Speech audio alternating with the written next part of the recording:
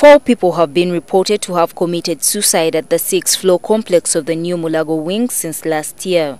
2 of them jumped to their death last year after doctors reportedly disclosed their HIV status to them. Just this week, 2 more people committed suicide at the same place.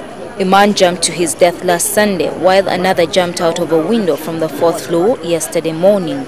Some of these people are those who for so long have been sick, but they never got to know, and all of a sudden they degenerate and find themselves here. They have not been cancelled, they have not taken ARVs, they have not been assisted wherever they have been. So they come to Mulago when it is already too late, and when their hopes are already shattered.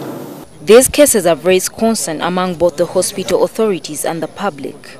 The public is pointing fingers at the hospital management for not doing enough to prevent people at the hospital premises from committing suicide, something authorities dismiss. We have people doing all sorts of things. They are entering on foot, they are coming in with cars. So it is very hard to tell who harbors which plan in their head.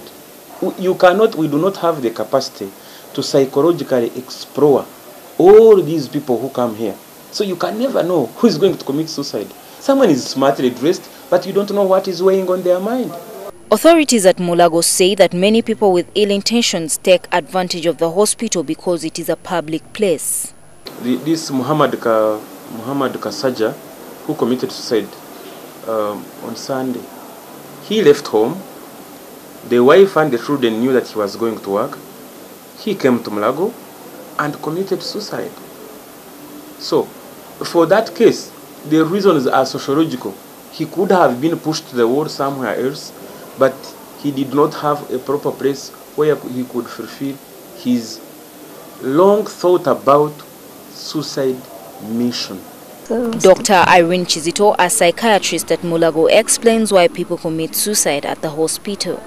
The doctor diagnoses you with diabetes and high blood pressure at the same time. And initially, you were so normal, but now suddenly you have 2 chronic illnesses on you. As if that's not enough, you go and test and you're HIV positive. In a scenario like this, if someone doesn't get counseling immediately, the first thing they can think of is, I cannot cope. Why don't I just end my life? Dr. Chizito, however, blames some doctors and attendants who do not do enough to help patients with psychological problems from committing suicide.